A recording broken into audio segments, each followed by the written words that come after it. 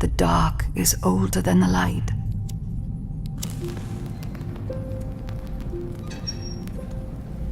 At last a day dawned, and we rose with this first light.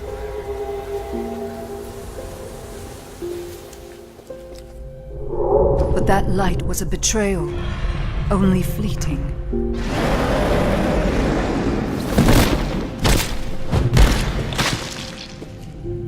In its wake, the night returned to claim us.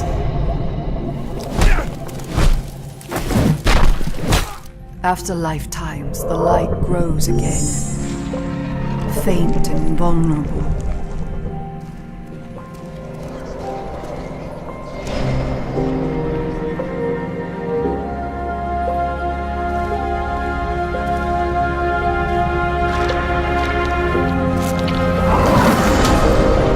We will live in the new light rather than just survive in the dark. This rebirth will end our wandering.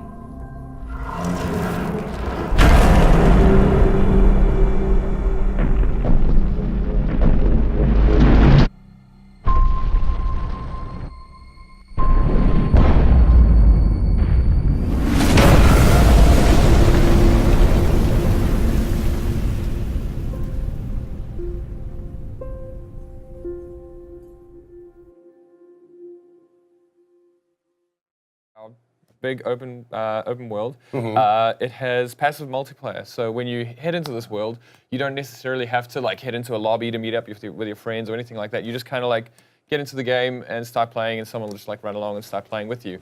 Okay.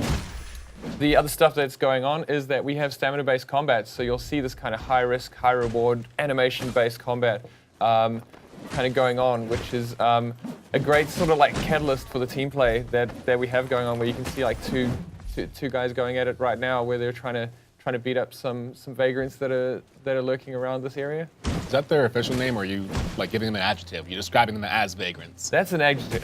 Okay, I'd say, yeah. making sure. These are sort of just kind of like desperate people that are left, because what's sort of happened here is this is the first time that there's been any natural light in this world. It's been a dark place for ages, and the light just blossomed into the world, and you're running out there, but there's sort of these people that have been kind of like just making it by in the dark this whole time, and when you come across them, they're not necessarily too trusting of you.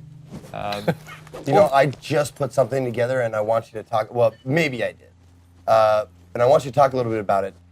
Most, if not all, of the human-looking characters are semi-faceless. Sure, yeah.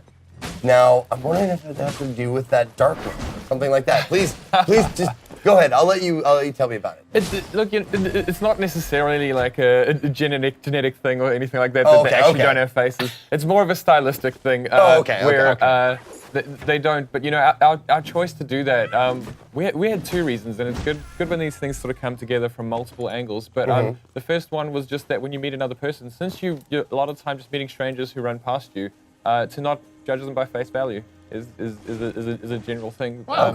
That we wanted to kind of instill in the game right from the ground up. And that was interesting because, you know, like, I think no matter how much we tried to do stylized faces on our characters, and we played around with a lot of things, there was no way that our artists wouldn't kind of infuse a bit of meaning, a bit of character into that without us wanting to necessarily. And when you want like players to run past each other, decide whether they want to play with each other based on how that other person plays, not necessarily how they look.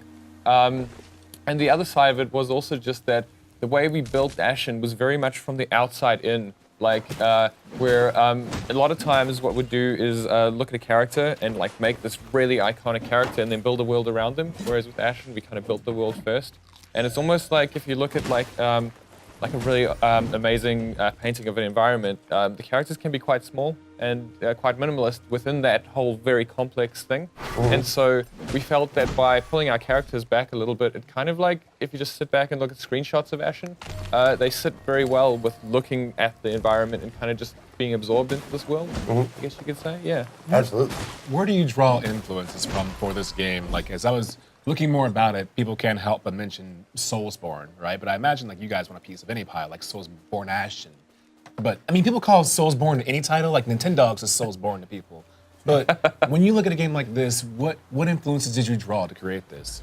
There are so many, you know, like certainly Journey was a big influence just Great from game. those like absolutely genuine experiences that you had from like somebody moving past you in a natural way, choosing whether you want to hang out with them or not, and then just like real life. Yeah, exactly like real life. So that was definitely a big thing for us.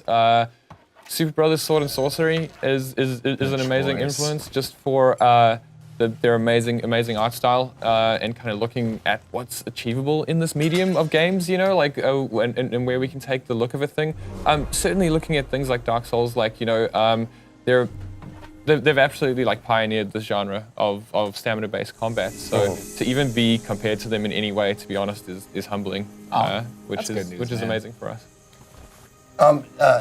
Speaking to the story, which is one of my, like, I love a good story and I like games that have lore and that kind of stuff. How does the lore and the story get revealed to the player? Sure. So what we would have seen before this area that we're in now, you would actually see, you would start out in a dark world without any light, and you move towards this mountain on the horizon, which is exploding. And so as you get closer to it, it explodes and you fall down, you land in this area. Okay. And so essentially what that is a phoenix myth, where in ages past there was a phoenix that kind of landed in the area of the universe where you are, but it was dying. It was kind of taking its last dying breaths. And in its last few breaths, those were the first 3 ages of light in the world, but it breathed those breaths and then it died. And that's where the world has been in this like many eras of darkness since then, so people have kind of like learned to survive in this kind of very brutal world.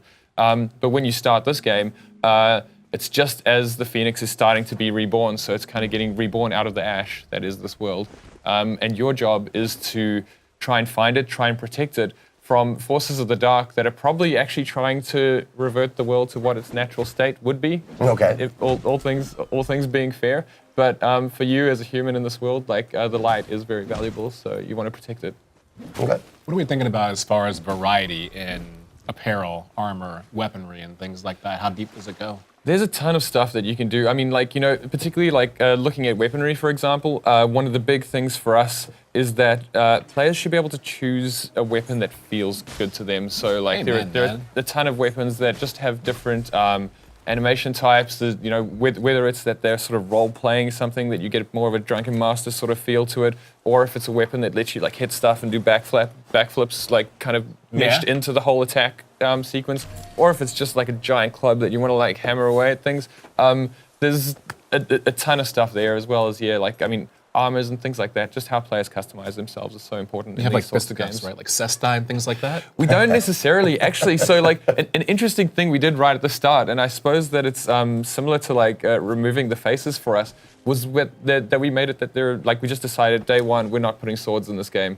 And that was literally because we just didn't want to go to the absolute go-to. We wanted to make sure that our designers had to be original in the sort of the shapes that our animators are making as they're animating things. They couldn't do sort of the tried and true stuff that they actually needed to think about it. So we've got a lot of spears, a lot of axes, and a lot of clubs in the game. And those 3 kind of weapon types are very varied as well. That, like, you know, some of the clubs might not necessarily look 100% like clubs to you, but that's kind of the archetypes that we've gone for.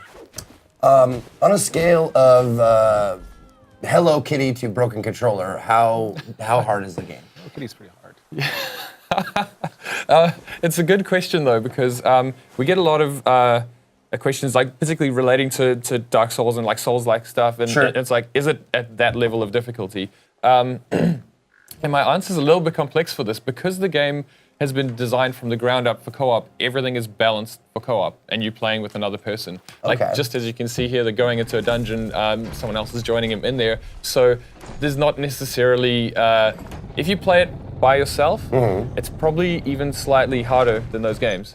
But if you play it together with someone else, it's easier. So like a lot more accessible. And so, but at the same time, it's not like, you don't just cut through it like a knife through butter. It's like the balance curve is very much towards 2 players. But what is amazing about that is like our super hardcore players, like we've got perks that you can like sort of customize your character with and stuff like that. And a lot of them are actually geared towards people who don't want to play with other people. So they want that hardcore experience. Sure, yeah. So like, there are ones, for example, where like that dungeon door, you can open it solo. You don't need another person, and so that's for people who are just like, you know what, I don't need somebody to help me out with this dungeon. But at the same time, as I say, the game is absolutely balanced, like that sort of thing, where he just helped his friend out with this spider crab thing called a skag, which is pinned his buddy. If you go and hit it, it'll like unpin him, and so it makes the whole thing easier from the unpinning to this sort of stuff here, where he's getting revived by his friend.